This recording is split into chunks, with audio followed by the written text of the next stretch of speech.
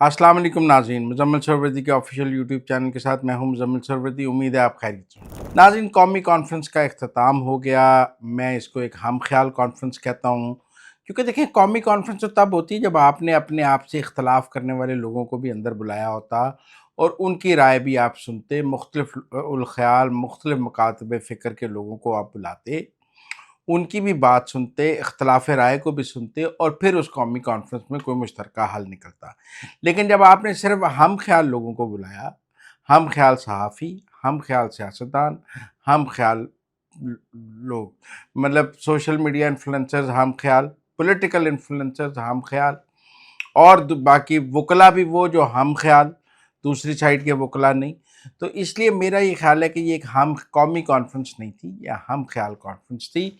और उस हम ख्याल कॉन्फ्रेंस में ज़्यादा तकरीरें ये हुई हैं कि मुफाहमत नहीं होनी चाहिए, मज़ाहमत होनी चाहिए, और सब ने मुफाहमत की बजाय मज़ाहमत की बात की है कि जी अब मुफाहमत का वक्त गुजर गया है, अब मज़ाहमत का वक्त है।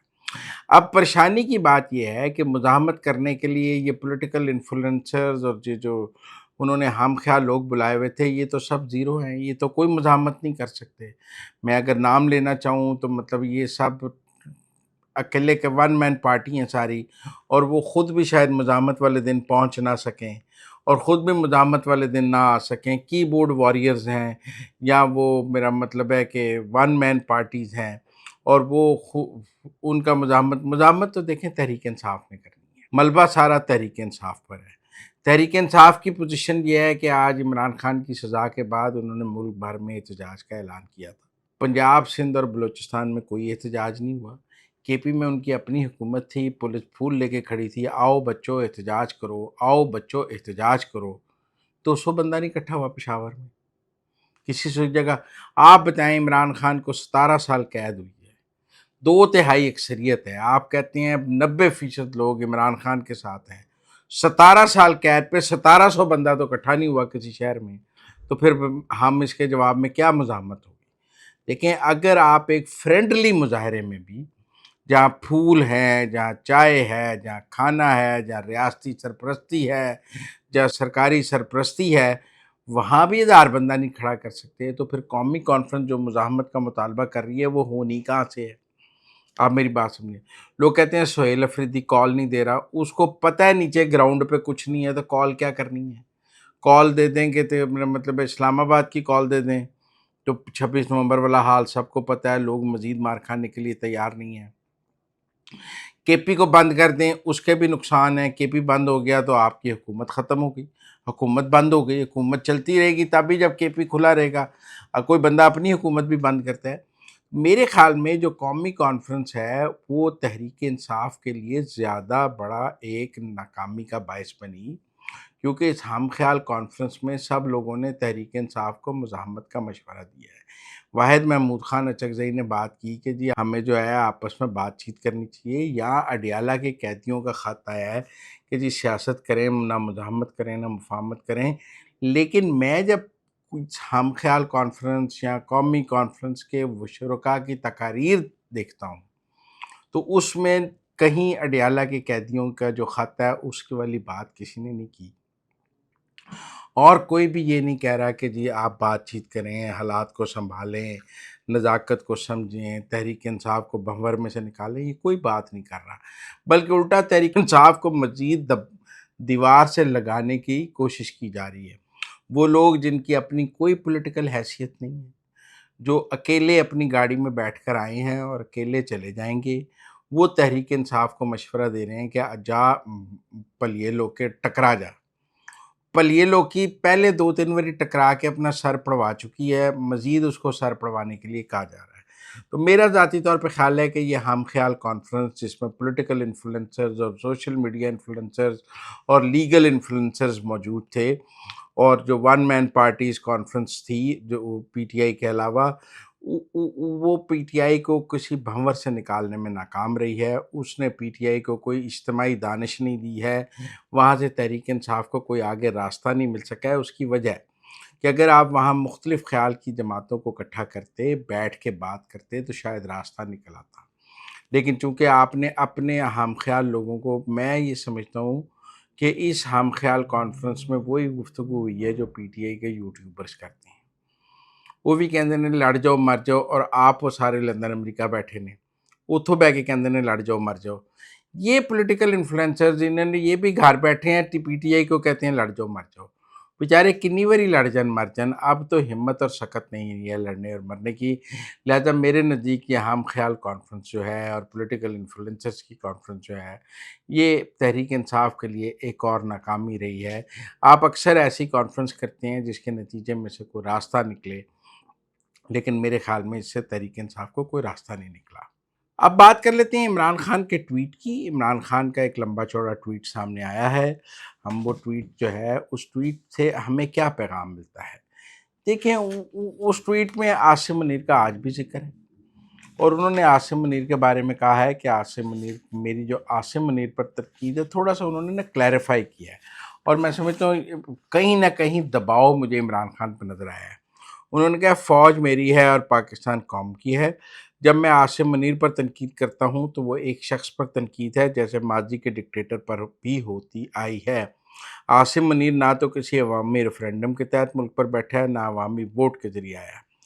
اچھا، اب صورتحال یہ ہے کہ ویسے تو کوئی بھی آرمی چیف عوامی ریفرینڈم کے ذریعے نہیں منتخب ہوتا. پتہ نہیں خان صاحب یہ کہاں سے عوامی ریفرینڈم، نہ ہی آرمی چیف ووٹ سے آتا ہے. آپ بتائیں جنرل باجوہ عوامی ریفرینڈم سے آیا تھا، آپ بتائیں راحیل شریف عوامی ریفرینڈم سے آیا تھا، یا اشفاق پرویز کیانی ووٹ سے آیا تھا. آرمی چیف کا راستہ تو ریفرینڈم اور ووٹ نہیں ہے. اب وہ کہتے ہیں عاصم منیر نہ تو کسی عوامی ریفرینڈم آیا ہے، نہ ووٹ کے ذریعے. یہ آرمی چیفز تو آپ کو پتہ ہے کیسے آتے ہیں. اب خان صاحب ان کے لیے کیا راستہ بنانا چاہتے ہیں؟ جب وہ آئندہ آئیں گے تو کیا وہ آرمی چیف کا الیکشن کرایا کریں گے 2-3 جرنیلوں کا آپس میں، اور جس کو زیادہ ووٹ ملیں گے اس کو آرمی چیف بنا دیں گے؟ مجھے اس ٹویٹ سے ویسے کچھ سمجھ نہیں آئی کہ آئندہ اس ملک میں جب کبھی اگر عمران خان صاحب اقتدار میں آ گئے تو وہ کیا آرمی چیف کا ریفرینڈم کرائیں گے یا الیکشن کرائیں گے، اور اس کے نتیجے میں آرمی چیف لگایا کریں گے کہ جس کو پبلک پاپولیرٹی حاصل ہے تو وہ آرمی چیف لگ جائے. 3 جرنیلوں کا الیکشن کرا دیا کریں گے، اوپر والے 3 جرنیلوں کا یا 4. مجھے سمجھ نہیں آئی کہ خان صاحب نے بات کیا کی ہے. ان کو پتہ ہے آرمی چیف کیسے لگتا ہے، انہوں نے ملک میں دیکھا ہے.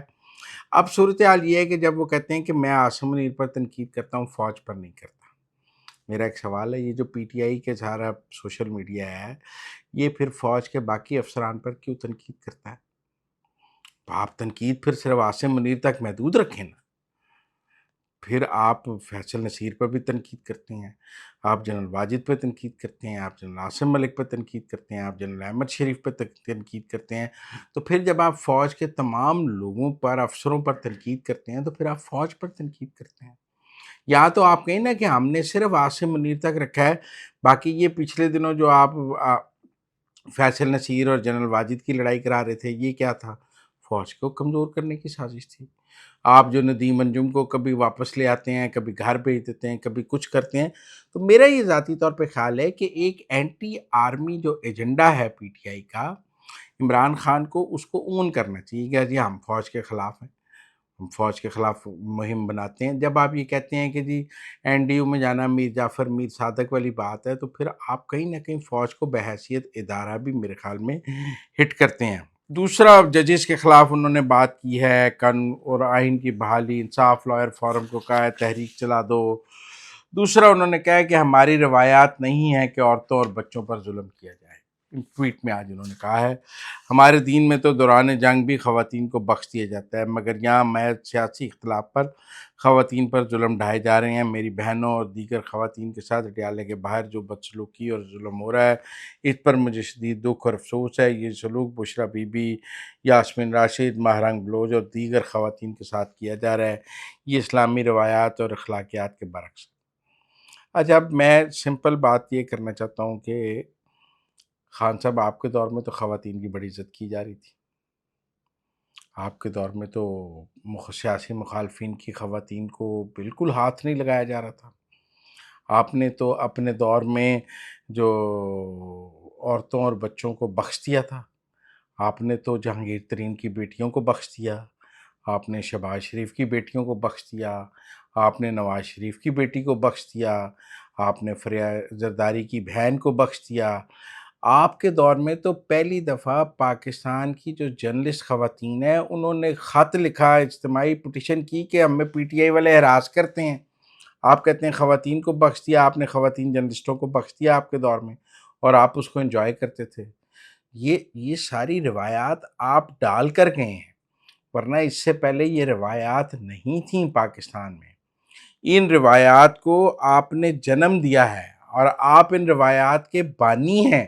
جیسے آپ بانی تحریک انصاف ہیں نا، ویسے آپ لوگوں کی ماؤں بیٹیوں پر پرچے درج کر کے ان کو گرفتار کرانے کے حامی اور ان کے بانی ہیں، اور اس وقت آپ ان کی خواتین کا تمسخر اڑاتے تھے۔ یہ مکافات عمل ہے، میں اس کو جسٹیفائی نہیں کرنا چاہتا، میرے نزدیک غلط ہے، لیکن ٹیکنیکل بات یہ ہے کہ کھیل کے اصول تو یہی ہیں کہ مکافات عمل ہے، جو بوگے وہ کاٹو گے۔ خان صاحب آپ نے یہی بیجا تھا، یہ آپ اپنے 3.5 سالہ اقتدار میں یہ کر کے گئے ہیں جو آپ کے ساتھ ہو رہا ہے۔ ایسا کچھ نہیں ہو رہا جو آپ نے نہیں کیا ہوا، یا ہم کہیں کہ آپ نے نہیں کیا تو آپ کے ساتھ ہو رہا ہے۔ جہاں آپ نے جہانگیر ترین کی بیٹیوں پہ پرچے دیے، وہ عدالتوں میں چکر کھا رہی تھیں، شہباز شریف کی غیر سیاسی بیٹیاں جن کا سیاست سے کوئی تعلق نہیں، ان پر پرچے کیے ہوئے تھے، وہ عدالتوں کے چکر کاٹ رہی تھیں۔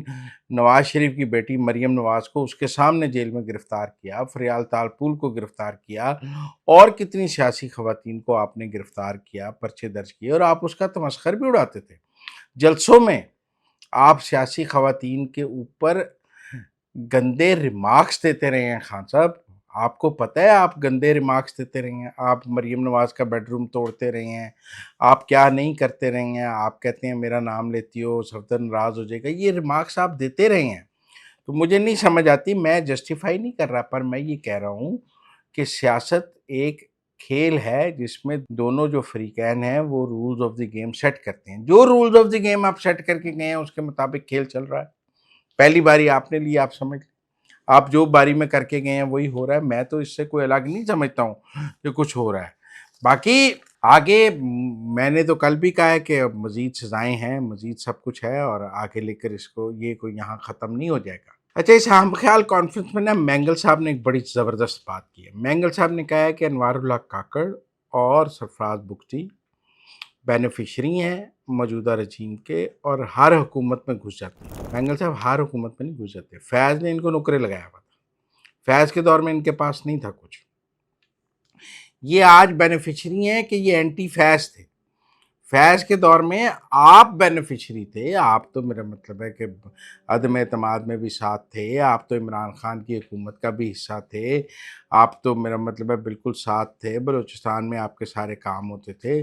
اس وقت تو صادق سنجرانی تھا، اور صادق سنجرانی نے سرفراز بگٹی کو تو اکوموڈیٹ نہیں کیا ہوا تھا۔ اس وقت جو باپ پارٹی تھی اس میں سرفراز بگٹی کو تو کوئی وزارت نہیں ملی ہوئی تھی، انوار اللہ کاکڑ کو بھی کچھ نہیں ملا ہوا تھا۔ یہ تو فیض نے کھٹے لائن لگائے ہوئے تھے لوگ، ان کی تو آج آپ کہہ سکتے ہیں چاندی اس لیے نکلی کہ یہ اینٹی فیض تھے، جو آپ تو پرو فیض تھے اس وقت بھی، آپ تو فیض کے اشاروں پر ناچتے رہے ہیں مینگل صاحب، معذرت کے ساتھ۔ عدم اعتماد میں آپ باجوہ کے اشاروں پر ناچ رہے تھے، کیوں آپ باجوہ کے کہنے پہ نہیں؟ آپ نے عمران خان کی حکومت کو فیض کے اشاروں پہ ووٹ ڈالا، آپ تو ریاست، آج کی اسٹیبلشمنٹ آپ سے ڈیل نہیں کر رہی، ماضی کی اسٹیبلشمنٹ کے ساتھ تو آپ کے بہترین تعلقات تھے۔ آپ یہ تو نہیں کہہ سکتے کہ میں نے کبھی فوج کے ساتھ تعاون نہیں کیا، پورے عمران خان کے دور میں آپ فوج کے اشاروں میں ناچتے رہے، فوجی اسٹیبلشمنٹ کے کہنے پر کبھی عمران خان کو ووٹ دیتے تھے، کبھی عدم اعتماد کو ووٹ دیتے تھے، کبھی ادھر کرتے تھے کبھی ادھر کرتے تھے، کیونکہ فوجی اسٹیبلشمنٹ آپ کو جو کہتی تھی۔ موجودہ فوجی اسٹیبلشمنٹ کے ساتھ آپ کی نہیں بن رہی، یہ بات ہمیں نظر آ رہی ہے، جیسے چونکہ صادق سنجرانی آؤٹ ہیں، جیسے اور بہت سارے لوگ جو اس دور میں بہت ان تھے وہ آج آؤٹ ہیں۔ لیکن یہ تو کھیل ہے نا، کبھی کوئی ان ہو جاتا ہے، کبھی کوئی آؤٹ ہو جاتا ہے، لیکن آپ کا ماضی بھی تو فوجی اسٹیبلشمنٹ کے ساتھ، یہ حالیہ ماضی، میں کوئی بہت پرانے ماضی کی بات نہیں کر رہا، جب آپ کو اقتدار مل جائے آپ فوج کے بہترین اتحادی ہیں، جب آپ سے اقتدار لے لیا جائے آپ سب سے بڑے فوج کے مخالف ہیں، اور کیا آپ ہیں؟ آپ سے بڑا اینٹی فوج تو کوئی ہو ہی نہیں سکتا اگر آپ کے پاس اقتدار نہ ہو۔ آپ کو اسٹیبلشمنٹ کا حامی رکھنے کا ایک ہی طریقہ ہے، آپ کو اقتدار دیا جائے، بغیر اقتدار کے آپ فوج کے خلاف۔ آج فیلڈ مارشل عاصم منیر کی علماء کانفرنس کی تقریر جاری کر دی گئی، 10 دسمبر کی تقریر تھی، آئی ایس پی آر نے آج جاری کی ہے، اور وہ تقریر بہت سارے پیغامات دے رہی ہے۔ وہ ایک تقریر ایک تو یہ پیغام دے رہی ہے کہ ملک میں ریلیجس ایکسٹریمزم کی کوئی جگہ نہیں ہے، مذہبی انتہا پسندی کی کوئی جگہ نہیں ہے۔ انہوں نے کہا جہاد کا اعلان کرنے کا حق صرف ریاست کے پاس ہے، مطلب یہ جو ہم نے مذہبی جنونی پیدا کیے ہوئے ہیں ان کی کوئی جگہ نہیں ہے۔ مجھے مذہبی جنونیوں کا پیک اپ نظر آتا ہے، جیسے ہم نے ٹی ایل پی کا پیک اپ دیکھا ہے نا، ویسے اور پیک اپس بھی مجھے نظر آئیں گے۔ آپ نے کراچی میں سنی تحریک کے ریٹس بھی دیکھی ہیں کہ وہ بھتے لے رہے تھے، تو یہ ریلیجس ایکسٹریمزم پہ بھی مجھے نظر آیا ہے۔ باقی انہوں نے افغانستان کا کہا یہاں ٹی ٹی پی رکھ لو، یہاں پاکستان رکھ لو، وہ بھی بڑا کلیئر ہے، اور مجھے لگ رہا ہے کہ وہ ان کے میسیجز جو ہیں وہ خطے میں بہت کلیئر ہیں، اور یہ تقریر آج جاری کرنا بھی بڑا اسٹریٹجک تھا، ورنہ 10 دسمبر کی تقریر آج کیوں جاری کی جاتی؟ میرے خیال میں اس وقت فیلڈ مارشل عاصم منیر کا پیغام لوگوں تک پہنچانا فوج کی کمیونیکیشن اسٹریٹجی کا حصہ تھا۔